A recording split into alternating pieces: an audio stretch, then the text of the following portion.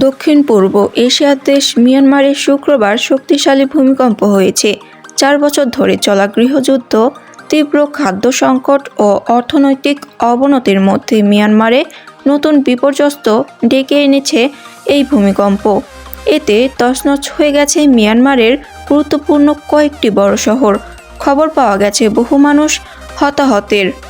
Al Jazeera প্রতিবেদন জানিয়েছে, এখন পর্যন্ত মৃত্যুর সংখ্যা বেড়ে 694 জনে দাঁড়িয়েছে। জরুরি অবস্থা জারি করে উদ্ধার অভিযান চালাচ্ছে জান্তা সরকার।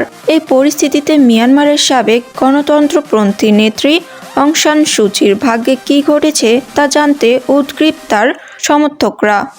অং সান সুচি 2021 সালে এক অভ্যুত্থানে ক্ষমতাচ্যুত হওয়ার পর থেকে আটক রয়েছেন।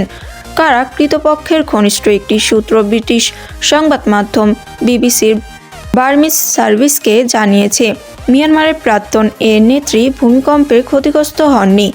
নেপিত-ওয়ে কারাগারে তিনি বন্দিবস্থায় সুস্থ রয়েছেন।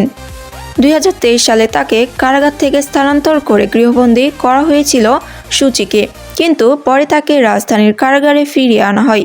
সেখানে বিভিন্ন মামলায় দোষী সাব্যস্ত হয়ে কারাভোগ করছেন তিনি। শুক্রবার 28 মার্চ স্থানীয় সময় দুপুর 12:50 মিয়ানমারের কেন্দ্রীয় অঞ্চলে 7.7 মাত্রার ভূমিকম্প হয়।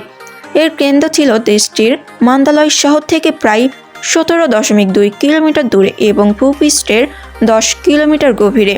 প্রথম কম্পনে 12 মিনিট পর 6.4 মাত্রার আফটার শক হয়।